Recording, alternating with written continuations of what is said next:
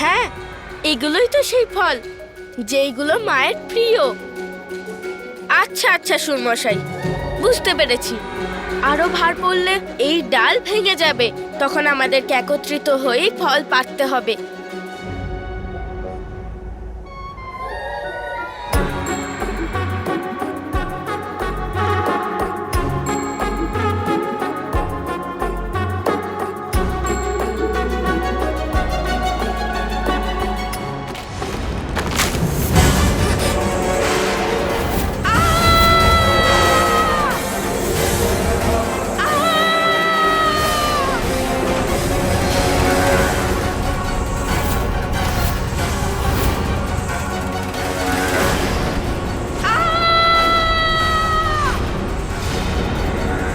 নিজের শরীরকে সোজা করে নি, তারপর এর উপর চড়ে নিচে যেতে তো খুব মজা হবে।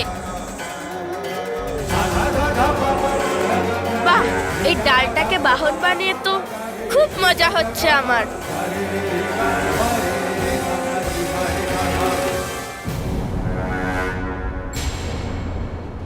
আরে, এই পাথরটা কোথা থেকে চলে এলো? ওটার থেকে বাঁচতে গেলে আমায় কিছু একটা করতে হবে।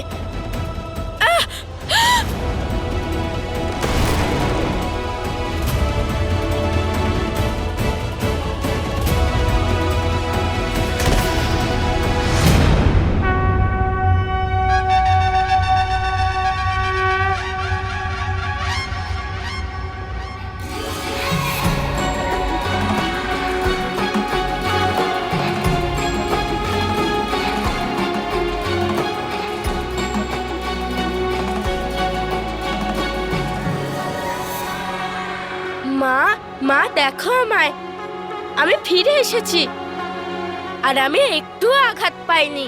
দেখো না মা।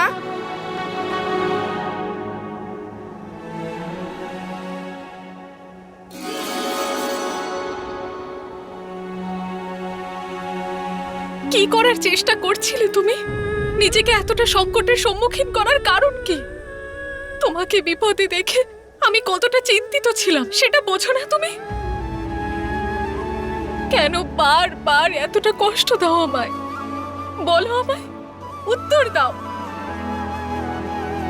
যদি এত উঁচু থেকে পড়ে তোমার কিছু হয়ে যেত তাহলে আমার কতটা কষ্ট হতো সেটা একবারও ভেবে দেখেছো তুমি?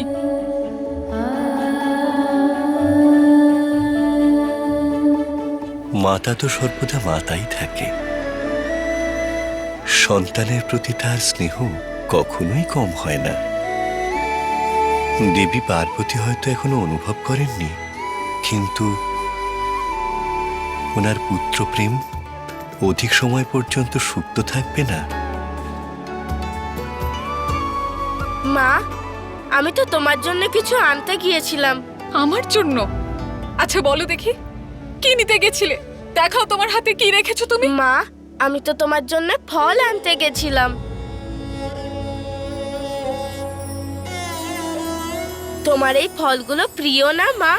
जीवन समर्पित है तुझको माता, सांस सांस अर्पित है तुझको माता, सांस सांस अर्पित है तुझको माता।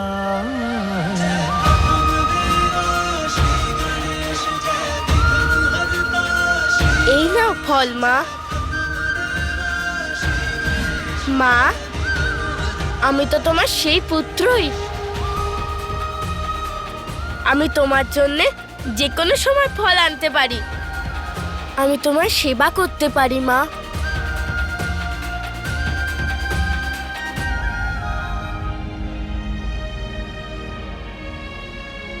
মা, তোমার চোখে জল,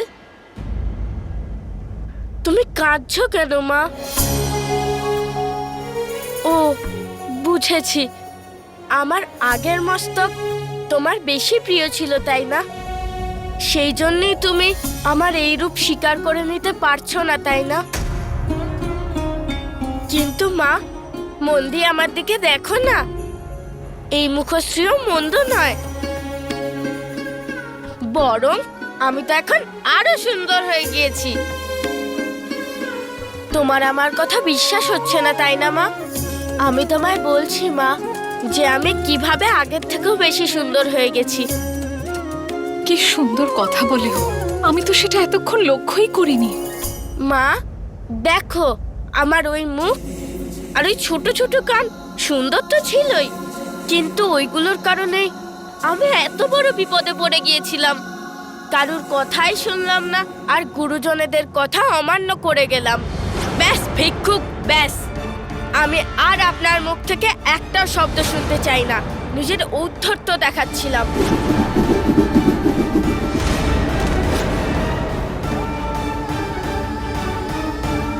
আর পিতাশ্রীকে আমার সেই অহংকার ভরা মস্তক বিচ্ছিন্ন করতে হলো।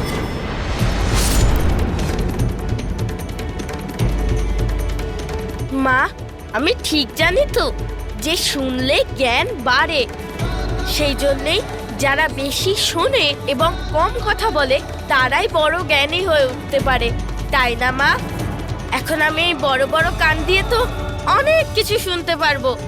সেই জন্যে আমিও বড় জ্ঞানী হয়ে উঠব। আর মা, আমার এই বড় বড় কানগুলো জ্ঞানেরই তো প্রতীক, তাই না?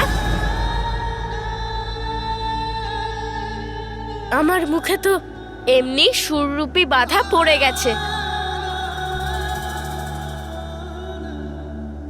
যে আমাকে কম কথা বলতে বাধ্য করে। সেই জন্য আমি প্রয়োজনের থেকে বেশি কথা আর বলতেই পারবো না।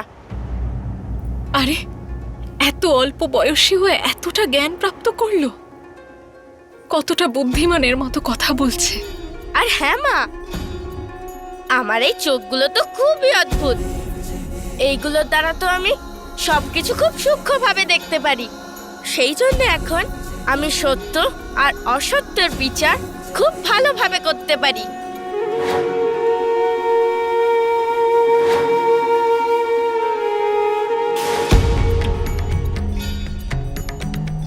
যেই চোখ দিয়ে আমি নিজের পিতাকে চিনতে পারিনি, একবার কোনো জলাশয়ে নিজের প্রতিচ্ছবিটা দেখুন, ভিক্ষুক অথবা বহুরূপী মনে হবে দেখে।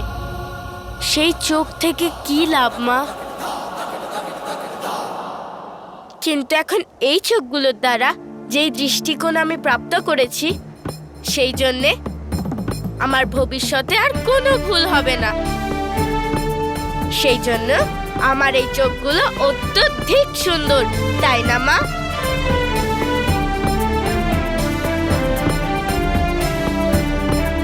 কারণ আমার এই চোখ তো সূক্ষ্মতার প্রতীক।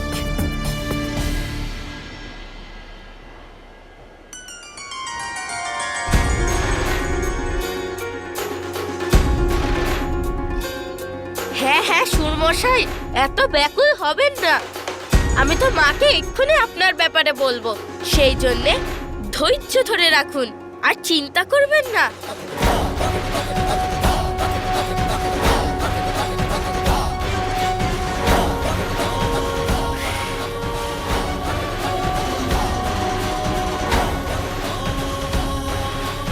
দেখলে মা, সুরমশাই কিরকম এই ফলগুলোকে পরিষ্কার করে দিল। অশুদ্ধকে সরিয়ে ফেলে শুদ্ধকে আপন করতে আমার এই সুর সাহায্য করে। সেই জন্য আমার সুরও জ্ঞানের বিকাশ ঘটিয়ে মনকে প্রস্ফুটিত করতে সাহায্য করে। সবাই তো ঠিকই বলেছে, তোমার ওই সুর খুব মনোহর। আর আমার এই বিশাল মস্তক, এটা তো ঐশ্বর্য আর বুদ্ধিমত্তা দুটোরই প্রতীক। কারণ গজমস্তকে তো স্বয়ং দেবী লক্ষ্মী বাস করেন। কারণ যে বুদ্ধিমান, সে তো নিজের বুদ্ধি দিয়েই সবকিছু প্রাপ্ত করে, তাই না মা?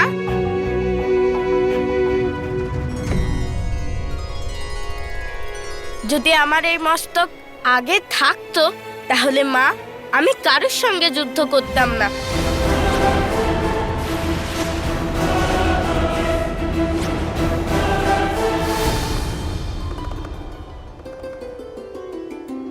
কারণ তখন তো আমি নিজের জ্ঞানের প্রয়োগ করতাম, তাই না মা? এবার দেখবে এই মস্তকের কারণে তোমার পুত্রের কোনো ক্ষতি হবে না।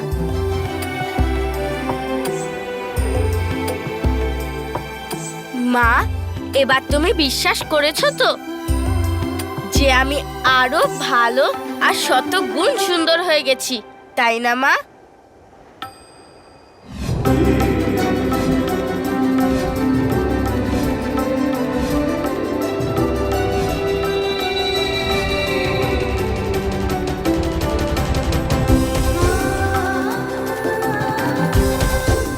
ওর এই রূপই তো আমার চিত্রকল্পে প্রথম ধরা দিয়েছিল, আমি তাও ওকে অস্বীকার করছি। এতটা নিষ্ঠুর আমি কি করে হতে পারলাম? তোমার চিত্র থেকে যে জ্যোতি ফুটে উঠেছিল সে যে তোমারই ইচ্ছার একটি রূপ, পার্বতী। তোমার বাসনায় তার আকার ধারণ করে তোমাকে তার আভাস দিয়েছিল। তোমার এই বিকৃত চিত্ররূপ নিকট ভবিষ্যতে তোমার ইচ্ছা পূরণের শুভ সংকেত।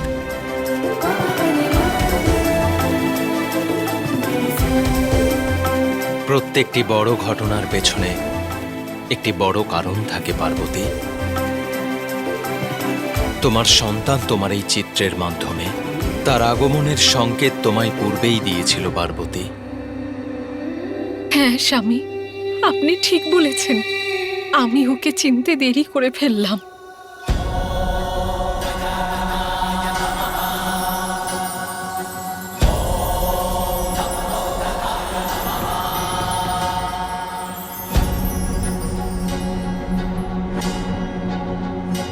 আমার আর কোনো ভুল ধারণা নেই। আমার এই পুত্রকে আমি ভালোবাসায় ভরিয়ে তুলব। তুমি কি ভাবছো মা? আমায় বলো, আমি ভালো না?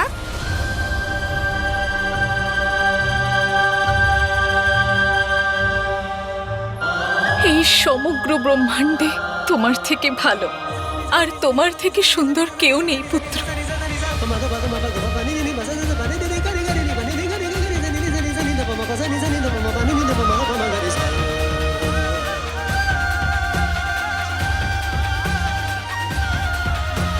পুত্রপ্রেমে মাতা এতটাই বয়ে গেছেন যে গজমুখকেও স্বীকার করে নিলেন। তাহলে তো ঠিকই আছে, কারণ আমাদের দেবতাদের হিত তো এতেই নির্ভর করছে।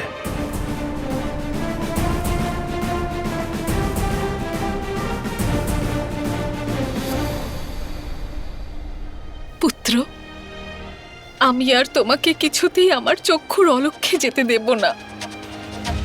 তোমাকে আমার কাছে রেখে সর্বদা তোমার খেয়াল রাখবো, তোমায় রক্ষা করব।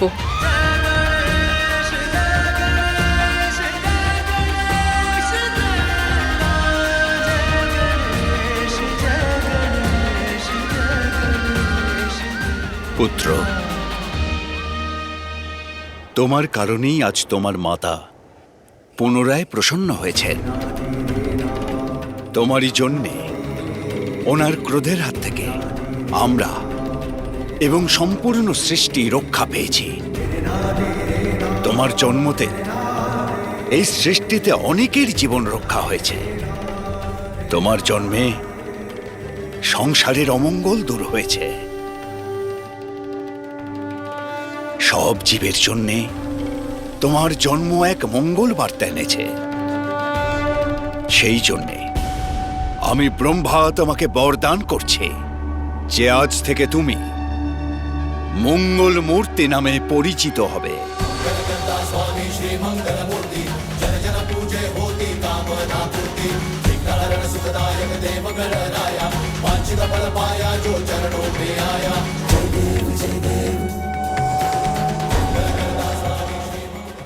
परम पिता ब्रह्मा आशीष जो दिए, मंगल मूर्ति श्री गजानन हुए।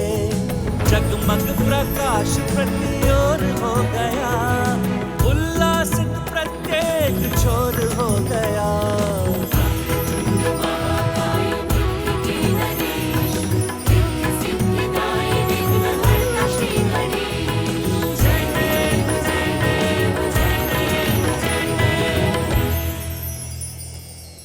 আমার পুত্রকে এই মঙ্গলময় আশীর্বাদ করার জন্য আপনাকে অসংখ্য ধন্যবাদ ব্রহ্মদেব।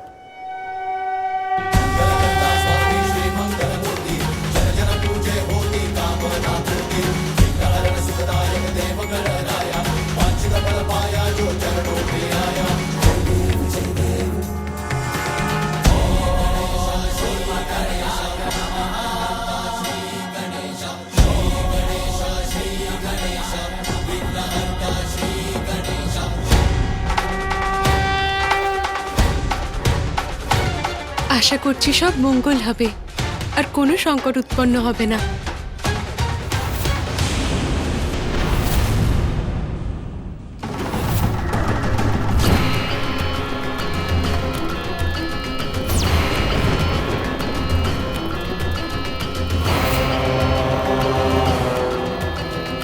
অসুর সম্রাট গজমুখাসুরে অসুর সম্রাট গজমুখাসুরে অসুর সম্রাট গজমুখাসুরে অসুর সম্রাট গজমুখাসুরে অসুর সম্রাট গজমুখাসুরে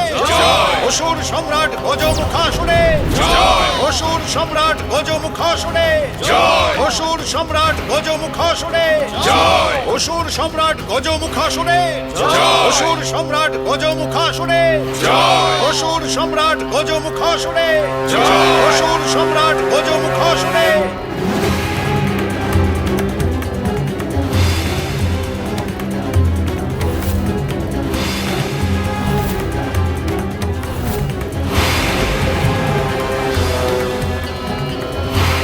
অসুর সম্রাট গজমুখাসুরে জয় অসুর সম্রাট গজমুখাসুরে জয় অসুর সম্রাট গজমুখাসুরে জয় অসুর সম্রাট গজমুখাসুরে জয়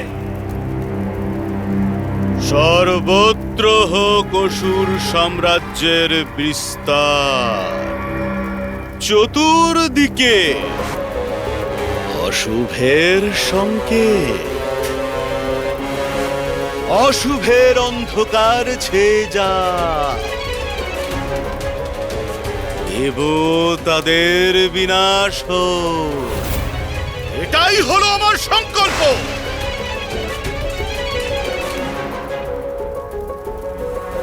গজাসুরের পর এবার আমি হলাম পাতাল লোকের সম্রাট। দেবতাদের ধ্বংস করব আমরা, সর্বত্র বিরাজ করব, অসুররা বিজয়ী হবে। অসুর মহানায়ক গজমুখাসুরে জয় অসুর মহানায়ক গজমুখাসুরে জয়।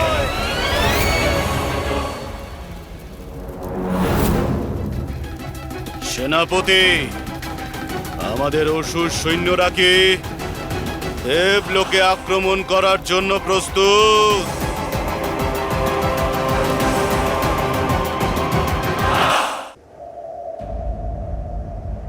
দেবী পার্বতী, সন্তান জন্মানোর পরে কয়েকটি রীতি পালন করা অতি আবশ্যক, যেমন ষষ্ঠী, নামকরণ আর অন্নপ্রাশন। হ্যাঁ দেবী পার্বতী, আমরা তো আপনার পুত্রের ষষ্ঠী পুজোতে আসার জন্য উৎসুক হয়ে রয়েছি।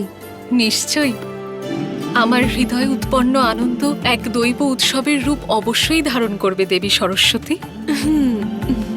খুব শীঘ্রই সঠিক সময় আমার পুত্রের নামকরণ অনুষ্ঠান অবশ্যই পালন করা হবে। আর আমি এখানে উপস্থিত সকল দেবদেবীদের এই অনুষ্ঠানে আসার জন্য আমন্ত্রণ জানাচ্ছি। এই কিরকম সমস্যা? মাতা পার্বতীর আদেশ আমি লঙ্ঘন করতে পারবো না, সেই জন্য আমায় এই গজমুখের জন্মে উপস্থিত থাকতেই হবে। নন্দী এবং বাকিরা দয়া করে সমস্ত যক্ষ, গণ, কিন্নর, গান্ধর্ব এবং আদিদেরও এই সূচনা পাঠিয়ে দিন। ওনারাও যেন এই মহোৎসবে অংশগ্রহণ করতে অবশ্যই আসেন। যথাজ্ঞা মাতা। দেবী পার্বতী, আপনার আনন্দের সঙ্গী হতে এখানে এই উৎসবে সকলেই অত্যন্ত প্রসন্নতার সঙ্গে সম্মিলিত হবে। এ এক এমন মহোৎসব যার শুভ পরিণাম বহুদূর পর্যন্ত বিস্তৃত, কারণ আপনার পুত্র রূপে কৈলাসে এমন এক দেবতার জন্ম হয়েছে যার দ্বারা সর্বদা সংসারে মঙ্গল হবে। আমি তোমাকে অপার স্নেহ দিয়ে ভরিয়ে তুলব পুত্র। তোমার উপর আর কোনো সংকটের ছায়া ঘনিয়ে উঠবে না। অসুর সম্রাট গজমুখাসুর দেখুন আমাকে, আর দেখুন আমাদের সেনাদের উৎসাহ। আপনার নেতৃত্বে আমাদের অসুর সেনা যে কোনো জায়গায় আক্রমণ করার জন্য প্রস্তুত। এত সুন্দর প্রস্তুতির পর আর কিসের চিন্তা?